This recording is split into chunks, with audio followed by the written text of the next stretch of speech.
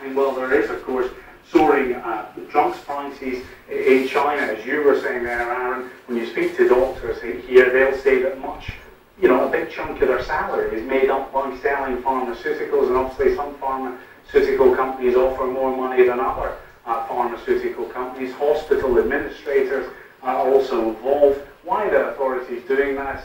Well, health costs are soaring in China, and they're expected to double within the next decade. It's worth pointing out, though, that all the international pharmaceutical companies want to get in on the action here, because China, of course, is a very fast-growing market. Not impatience there. With me now is Friedrich Heimer, who is a barrister at Tooks Chambers here in London, who specialises in defending bribery and corruption cases. Welcome. Now, the point here is that GlaxoSmithKline is a British company, and the question, therefore, is that whether the individuals involved, if they have been up to something they should have been up to, will come under British jurisdiction. Well, I think we have to distinguish the company and the individuals.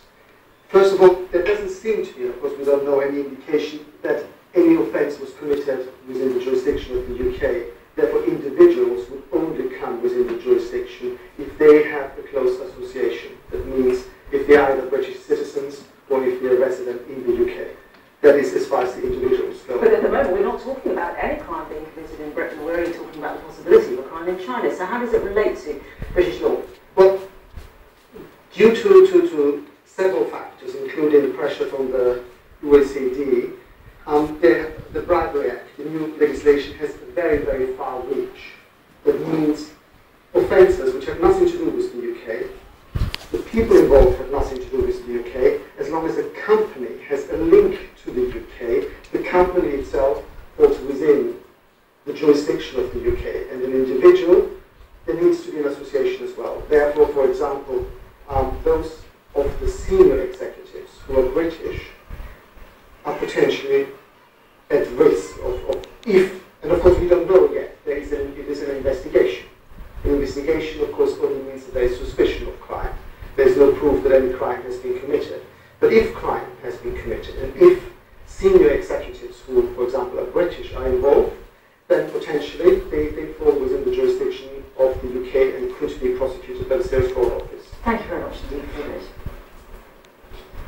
Well, some pretty big companies in the US have been reporting, about a third of the S&P 500 reporting this week. We've heard from McDonald's. You might have thought McDonald's might be doing well in these threatening times, but actually the word was pretty poor. Samira Hussain joins us now from New York. Hi there, Samira. So tell us, what does McDonald's have to say on the New York Stock Exchange this week? You know, McDonald's still dominates the fast food industry, especially here in the United States, but it hasn't been a very good half of the year for them, and it doesn't look like it's going to be any better for them for the rest of the year. They had worse than expected earnings for this last quarter, and they also cut their global outlook for the remainder of the year. They attribute that to two things: one, weaker sales in Europe, and also they're facing some stiffer competition here in the United States. And as a result of their earnings report today and the cutting of their global outlook, their stock price was already down more than 2.5% on trading today. So not a very good day for the maker of the Big Mac. But China, there's one thing that I wanted to mention. You know, given the exciting news that's happening in the United Kingdom with Kate Middleton going into labor, I decided to take a look at a few choice stocks here in New York. One of them being the Royal Bank of Canada, the Royal Caribbean, and Royal Gold. And I'll have you know that all three companies with Royal in the name are doing quite well here in New York. So, coincidence? I'm not so sure. Thank you very much indeed, Samira, for saying that. Who knows whether people are excited suddenly by the word Royal and level weather stock. Well, let's take a look at what's been happening on the markets. I think Samira did mention the fact that we've had some fairly weak home sales figures out of the United States. Earlier on the trading day, of course, starting in Asia, we had the elections and so forth in Japan, and this injected a fair amount of enthusiasm into the markets regarding Japan's economic policy. But a bit more momentum will be added to that. But as you can see, it's pretty thin really on the markets, and that will be the case also for New York. That's it from me on World Business Report.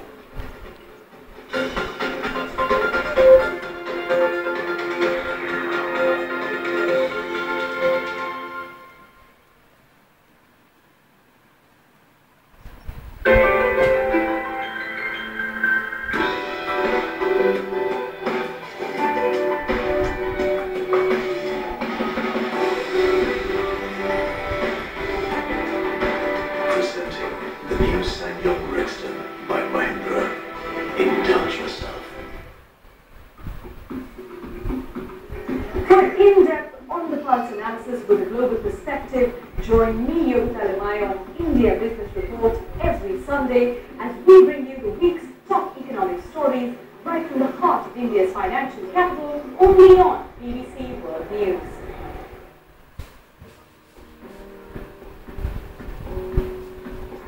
Here in central London, at a hospital not far from here, the Duchess of Cambridge is in labour giving birth to a future monarch. Join me, Zainab Badawi, on World News Today for an update on the progress of the royal birth.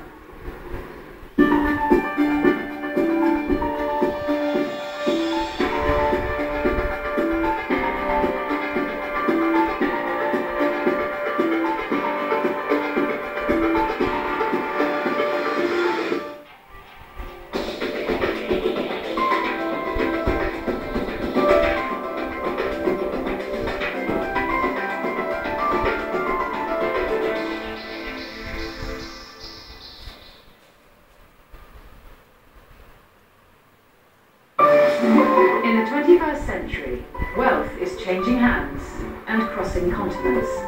Across the globe, the rich are becoming younger, less likely to be men, and more likely to come from the East. This series has unprecedented access to some of the self-made innovators and entrepreneurs whose fortunes have flourished in the past few decades. Changing Fortunes, this weekend on BBC World News.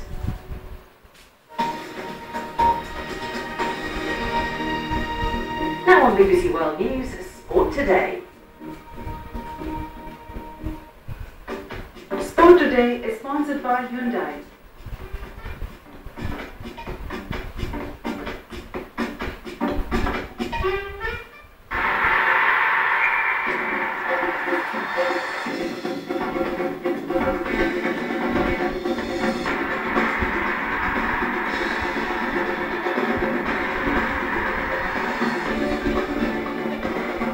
Hello, I'm John Watson, and this is Sport Today. Here's what's coming up on the programme. Manchester United step up their pursuit of Cesc Fabregas with a $46 million bid for the Barcelona midfielder. Gus Hiddink is being linked with the Barcelona job as he quits as head coach of Russian side Andriy Markach. And once it appears it's not enough for Chris Froome, who sets his sights on more Tour de France titles. Plenty to come then here on the Sport Today, but let's kick things off with some football. Manchester United are clearly determined to sign Cesc Fabregas from Barcelona, having had an initial bid of $38 million rejected. The English Premier League champions have returned with an improved offer of $46 million. Our sports reporter David Ornstein joins me now. David, thanks very much indeed for coming to us. United obviously clearly determined to sign Fabregas, and you'd think if they come back with this second bid, that they could stand a chance of getting their man. Well, they obviously think that Fabregas is their man, and he's their key target. It's clear from those two offers. And they must have had some encouragement from the Fabregas camp that he would be interested in a move to Old Trafford. Otherwise, they wouldn't be going back in for more. Now, Barcelona are key in this because they haven't got a manager at the moment. They need to resolve that situation before they decide whether they're willing to let Fabregas go. It would leave them thin on the ground with midfielders, and Fabregas, of course, is a son of Barcelona. David Moyes, the Manchester United manager, was talking about this at their pre-season tour in Japan earlier today. My understanding that Ed's had a response and he spoke with them, and again I think we had made a second offer, but Ed's dealing with that rather than me personally here just now.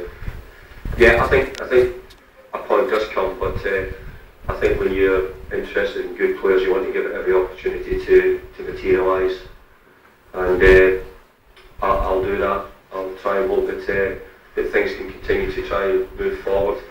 At this moment in time, I can only tell you that Edward was working hard on trying to make the deals happen, and we hope that some of them will fall into place shortly.